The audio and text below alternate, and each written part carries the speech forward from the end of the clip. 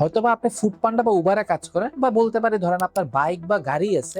এখন আপনি 8 থেকে 10 ঘন্টা প্রায় বলতে গেলে দিনের অর্ধেক সময় জাস্ট একটা লাইনে দাঁড়ায় আছেন। লাইনের শেষ পর্যায়ে যখন গেছেন, আপনি যখন আপনার গাড়ির সময় আসছে, তখন জানতে পারলেন যে তেল নাই, বা তেল যদি পেয়েও থাকেন দিনের অর্ধেক সময় শুধু গাড়ির বা বাইকের তেল নিতেই চলে গেছে। বাকি আর কতক্ষণই বা আপনি কাজ করবেন, এবং এরপর আবার 8 ঘন্টা থেকে 10 ঘন্টা আবার সিরিয়াল দিতে হবে। চিন্তা করেন আপনার কেমন লাগবে, আপনার ফ্রাস্ট্রেশন লেভেলটা কোন জায়গায় যা থাকবে। কেরল এটা সত্য যে এই যন্ত্রণা এখন কোটি কোটি বাঙালিদের বাস্তবতা। এটার কোনো এখন আর নিত্য নতুন গল্প না। প্রতিদিনই ঘন্টার পর ঘন্টা 8 থেকে 10 ঘন্টা মিনিমাম দাঁড়িয়ে থাকতে হচ্ছে মানুষদের। অথচ কষ্টের কথা কি জানেন, মাটির নিচে এখনো মজুদ আছে 550 কোটি টন কয়লা, যা যদি উত্তোলন করা হয় খুব সহজে বাংলাদেশের আগামী 60 থেকে 70 বছর কোনো জ্বালানির সংকট হওয়ার প্রশ্নই আসে না। তাইলে কিন্তু প্রশ্ন একটাই, যে কে চায় না যে বাংলাদেশ জ্বালানির দিক থেকে স্বয়ংসম্পূর্ণ হোক? এখানে কি কোনো একটা বিশেষ ব্যক্তি মহল আছে, নাকি কোনো একটা সুপিরিয়র পাওয়ার যারা চাচ্ছে না বাংলাদেশ কোনোভাবেই জ্বালানির দিক থেকে স্বয়ংসম্পূর্ণ হোক? তো আজকের ভিডিও মূলত এই বিষয়। তো চলুন শুরু করা যায়। আগে চলেন জেনে নিই এই যে এই কয়লার খনিটা কতটা পরিমাণ বিশাল। জয়পুরহাটের জামালগঞ্জ 1962 সালে পাকিস্তান আমলে জাতিসংঘ আর পাকিস্তান সরকারের যৌথ জরিপ চালিয়ে প্রথমে এখানে কয়লার সন্ধান করে। তখন হিসাব করা হয়েছিল যে প্রায় 100 কোটি টন কয়লা এখানে মজুদ থাকার সম্ভাবনা অনেক বেশি। কিন্তু 2015 সালে এসে পেট্রোল বাংলার নিয়োগকৃত ভারতীয় পরামর্শ প্রতিষ্ঠান জরিপ চালিয়ে জানান এখানে কয়লার মজুদ আসলে 100 কোটি না, বরং 550 কোটি টন, যেটা পরিমাণের দিক থেকে বাংলাদেশের অন্যতম বৃহত্তম কয়লার খনি। আর সবচেয়ে অবাক করার বিষয়, বাংলাদেশে কিন্তু সেটা অবস্থিত। এখন যারা আপনারা অঙ্কের হিসাব বুঝেন তারা অলরেডি বুঝে গেছেন যে 550 কোটি টন বলতে কতটা বিশাল পরিমাণে বুঝায়। বাট খুব সিম্পলি যদি আপনাকে একটু হালকা আইডিয়া দিই, এটার অর্ধেক প্রায় কথার কথা 250 টনও যদি উত্তোলন করা হয়, তাহলে কিন্তু বাংলাদেশের বিদ্যুতের সমস্যা আগামী 30 বছরের জন্য পুরোপুরিভাবে শেষ হয়ে যাবে। অর্থাৎ আগামী 30 বছর পুরো বাংলাদেশে নির্বিচ্ছিন্নভাবে বিদ্যুৎ দেওয়া যাবে কোনো লোডশেডিং ছাড়া। পুরো উত্তোলন করলে 60 থেকে 70 বছর খুব সহজেই চলবে বাংলাদেশ। মানে এই মুহূর্তে যখন ইরানের যুদ্ধের কারণে তেল আসছে না,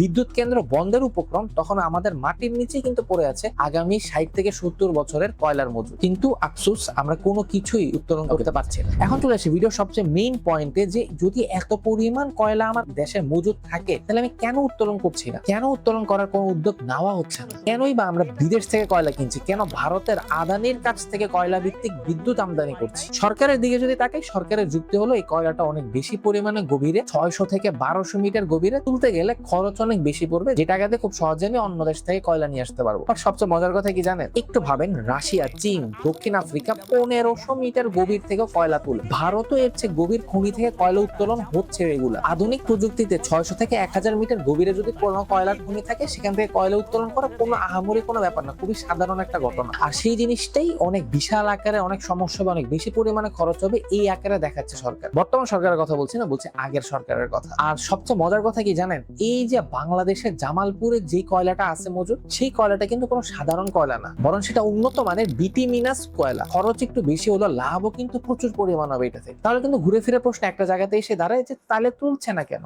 এটার পিছনে দুইটা কারণে হতে পারে। প্রথমত হয় বোকামি, বা দ্বিতীয়ত ষড়যন্ত্র। বোকামি যদি একটু কথা বলতে যাই, জাস্ট চিন্তা করে দেখেন, বাংলাদেশ যদি স্বয়ংসম্পূর্ণ জ্বালানির দিক থেকে, তাহলে কি কি হইতে পারে? প্রথমত, এই দেশে ভারী শিল্প গড়ে উঠবে, কর্মসংস্থান হবে, মানুষের আয় বাড়বে, দেশ শক্তিশালী হবে। এখন সবচেয়ে মজার কথা হলো, এই জিনিসটা কে না চায়? নিজের দেশ উন্নতির দিকে যাক, নিজের দেশ উন্নত দেশের পর্যায়ে যাক, নিজের দেশে অনেক মানুষের কর্মসংস্থান হোক, বেকারত্ব দূর হোক, এগুলো সবাই চায় কম বেশি, তাই না? কিন্তু যেসব দেশ বাংলাদেশকে নিজের কয়লা বেচে শত শত কোটি টাকা ইনকাম করছে, তারা কি এটা চায়? তারা কিন্তু এটা মোটেও চায় না।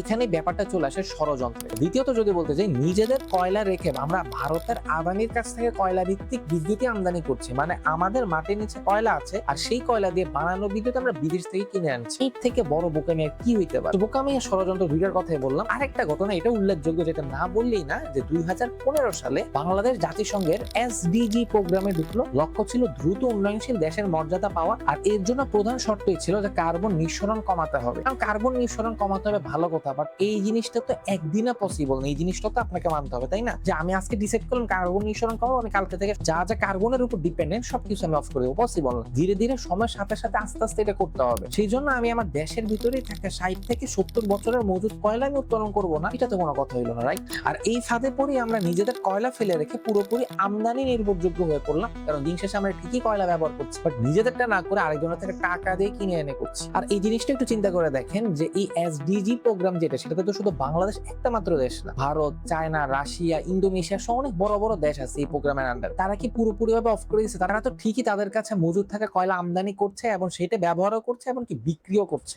বাট বাংলাদেশ সেটা করতে পারছে না। তো এই দিকটা অনেক বড় একটা বোকামি বলে আমি মনে করি। এখন এটার সমাধান কি হতে পারে? প্রথমত আমার মতামত হিসাবে যদি আমি বলতে চাই, হয়তোবা প্রথমত এই কাজটা করা যাইতে পারে যে জামালপুর কয়লা খনিতে এখনই বিনিয়োগ করতে হবে ভূগর্ভস্থ পদ্ধতিতে বা ইউসিজি পদ্ধতিতে কয়লা উত্তোলন শুরু করতে হবে। বিশেষজ্ঞরা বলছে এটা সম্ভব এবং এটা কিন্তু অনেক বেশি পরিমাণে লাভজনক। এবং দ্বিতীয় যে কাজটা করা যেতে পারে, ইস্টার্ন রিফাইনারিকে আধুনিক করতে হবে, নতুন রিফাইনারি বানাতে হবে। পাকিস্তান আমলের একটি রিফাইনারি দিয়ে কিন্তু 54 বছর চলা লজ্জাজনক ছাড়া আর কোনো কিছু না আমাদের বাংলাদেশের জন্য। আর 3 নম্বর পয়েন্ট যেটা আমি বেশি পরিমাণে ইম্পর্টেন্ট মনে করি, যে আদানির কাছ থেকে বিদ্যুৎ কেন অফ করতে হবে, নিজের কয়লা দিয়ে নিজের বিদ্যুৎ বানাতে হবে, তাইলে অন্য কোনো সমস্যাতে পড়লেও যাতে কেউ কোনো হুমকি দিতে না পারে যে বিদ্যুৎ অফ করে দিলে বাংলাদেশ পুরো অন্ধকার হয়ে যাবে। এই জিনিসটা একটু ভাবেন, ইরান সংকটে কিন্তু ইন্দোনেশিয়ার উপর কোনো চাপ পড়ে না। ইন্দোনেশিয়া কিন্তু প্রায় বলতে গেলে আমাদের মধ্যে একটা দেশ, মানে আমাদের মধ্যে কয়লার মজুদ আছে তাদের, বাট তারা স্বনির্ভর হওয়ার কারণে তাদের উপর কোনো চাপ পড়ে নাই। এবার এই দিকে যদি চিন্তা করতে যে আমাদের অবস্থাটা কি হয়ে গেল, বিশাল পরিমাণে চাপে আছে, $2 বিলিয়ন মানুষের কাছ থেকে আমার চাওয়া লাগতেছে, অথচ মাটির নিচে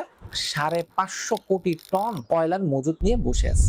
আপনার কি মনে হয় বর্তমান সরকার কি এখনই এই কয়লাতে ইনভেস্ট করা উচিত, নাকি আরো 60-70 বছর এই কয়লা এখানে ফেলে রাখা উচিত এবং বাইরে থেকে কয়লা আমদানি করে জিনিসপত্রের দাম বাড়িয়ে চলা উচিত? কমেন্ট করেন আপনার মতামত, আর অবশ্যই ভিডিওটা শেয়ার করবেন যাতে করে সকলেই জানতে পারে এই দেশের বাস্তবতা আর এই যে বিশাল পরিমাণ কয়লা নিয়ে আমরা বসে আছি, তবুও আমরা বাইরে থেকে আমদানির জন্য অপেক্ষায় আছি। ভালো লাগলে ভিডিওতে লাইক দিবেন, শেয়ার করবেন, সাবস্ক্রাইব করবেন, যাতে করে পরবর্তীতে এরকমই ইন্টারেস্টিং টপিক নিয়ে যদি ভিডিও বানাই সেটা যাতে আপনি সবার আগে পান। দেখা হয় পরবর্তী ভিডিওতে খুবই শীঘ্রই। আল্লাহ হাফিজ।